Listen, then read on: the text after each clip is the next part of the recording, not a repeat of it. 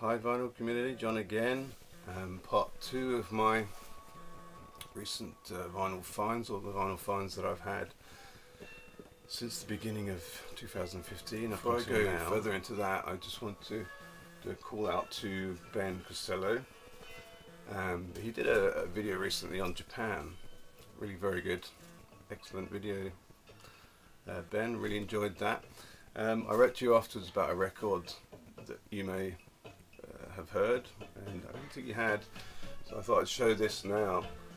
This is Rice Music by Masami Toshiya, a guitarist from Japan. As you know, he sort of played guitar for Japan in the absence of their original guitarist, and yeah, I'm playing it now. I don't know if you can hear much of that, but it's what you'd expect really. What's cool about this album is that both Steve Jansen and Mick Kahn play on it.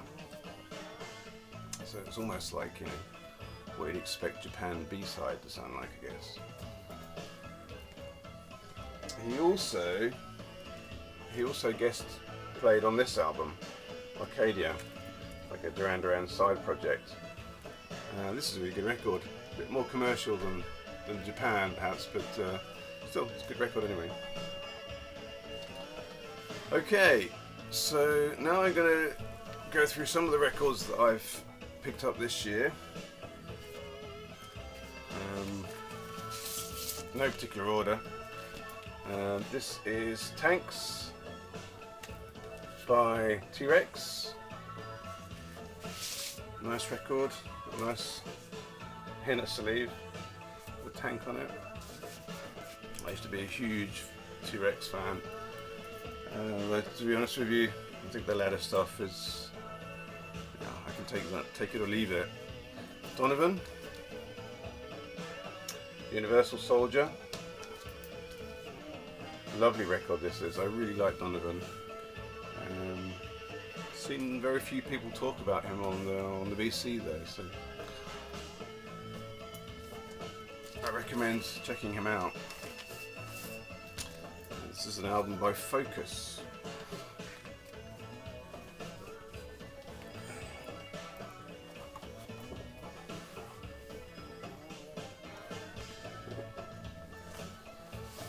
Got plain on the back.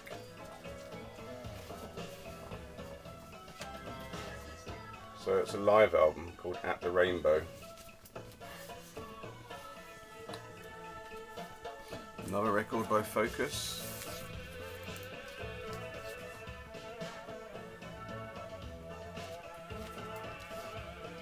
Moving Waves.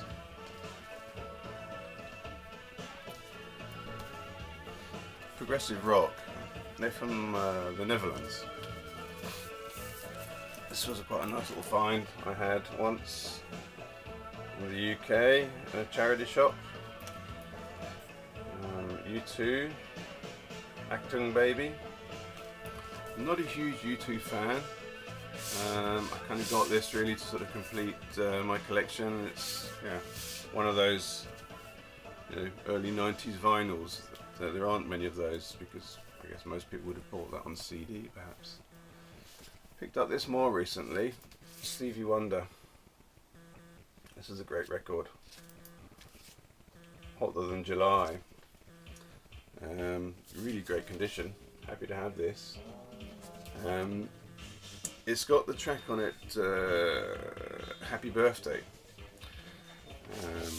which I didn't know about. I knew the song, but I didn't know that it was about, it was sort of a campaign record to commemorate Martin Luther King, with a sort of a national holiday in the States.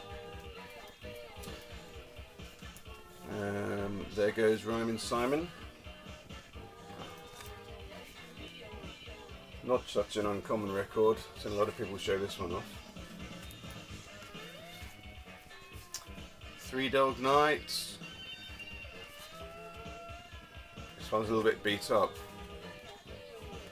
I quite like this band as a band. I discovered them while I was in America a couple of years ago, and I haven't seen many of their records over here in Europe. They were everywhere in the States. Like I said, you know, this one's a bit of a rough condition, but it's not an album that I had, so fun to have anyway. In the same batch, I found this one, American Gigolo soundtrack. Again, yeah, this one's been through the wars a bit. I wasn't quite sure whether I was going to keep this one in my collection or not. I keep it because it's got a really good version of Call Me by Blondie on it. It's about 8 minutes long, and I think it's different from anywhere else you'll find it, so I keep it. Picked this up just recently, these two records. John Williams' Greatest Hits, and John Williams Plays Paganini.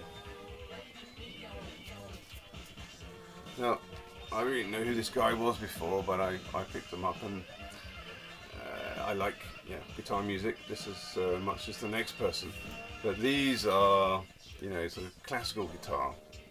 And if you read up about him, he's rated very highly, you know, amongst the best guitarists the world's ever seen. Which is interesting. I mean, he's good. He plays much better than I can. But I wonder how he would rate against some of the sort of, you know, the really good rock guitarists, really, to be honest with you. I mean, I'm sure academically he's sound and very good. But I'd like to listen to him play a Les Paul sometime. Anyway, really good record, lovely to listen to. It's very sort of relaxing. Can't really say much about that other than it's very nice. I've never heard of this guy before, Elliot Murphy. Nightlights. I picked this one up last week, and what I've read about him is that he is sort of comparable to Bruce Springsteen. I think he came out around about the beginning of the time when Springsteen came out, and he was kind of labelled again as being sort of the new Dylan, much in the way that Springsteen was apparently. And his sound's not a million miles away from Bruce Springsteen. Vocally, he reminds me a little bit of what's that guy's name? No, I can't think of it right now, but I'll put a little tagline here and I'll tell you what it is. Okay, so this next record is Van Morrison. Still got the shrink on. It's called Wavelength. I don't know an awful lot about Van Morrison, to be honest with you. I'm not a huge fan of his music yet. I say yet because, you know, everybody I speak to about Van Morrison, they always say how great he is, and I just haven't found that greatness yet. Not to say that it's not there, but you know, I consider it a bit like jazz music, and that I don't appreciate it yet, but I most probably will get there one day. Yeah, great condition. Picked it up for next to nothing, so it's worth hanging on to. And this record I've had, oh no, I haven't had forever, and I've sort of, I don't know, I've always sort of dismissed it out of hand. This came out in '83, so it's by a band called Modern Romance, and the album is called Trick of the Light. Something that they've done over here in Sweden, I guess in the 80s, is they put these things on their records here, and it's like what they call plombering. So the idea is that you can buy this record and maybe give it as a gift, and if you haven't broken this seal, you can get your money back if you already have it, or if you don't want it when you've got it. Trouble is, this sticker, I mean, they're, you know, pretty destructive. If you tried to take that off just peeling it, you'd destroy the record cover. Yeah, I'll attack that one day with some worthy chemicals perhaps. But I mean, you know, many of the records you buy here in Sweden, they have those on, which is a shame. But this record, back to this record, yeah, I've always sort of dismissed it out of hand because it was kind of like a big pop record in the 80s. I was a sort of a Durani, very much into Duran, and around about this time when it came out, well, perhaps learning to just sort of collect records, I guess. But a lot of the girls I went to school with used to swoon over these guys, and which, I don't know, put me off, I suppose. And I've just considered it always sort of, you know, like a teeny bop record, but it's not. I've picked it up and listened to it. It's actually really good. It's got some really good sort of brass playing on it. This guy here plays trumpet, and I think there's more people that play besides. And they use these kind of exotic rhythms like rumba and what are the other rhythms? I can't think of any now. I'll put a little tagline down here saying what I mean. And it's quite a surprising record. It's worth listening out to, you know. I put it up there with Haircut 100 if you've ever heard their album. I don't have it handy here. I've got it in my shelves.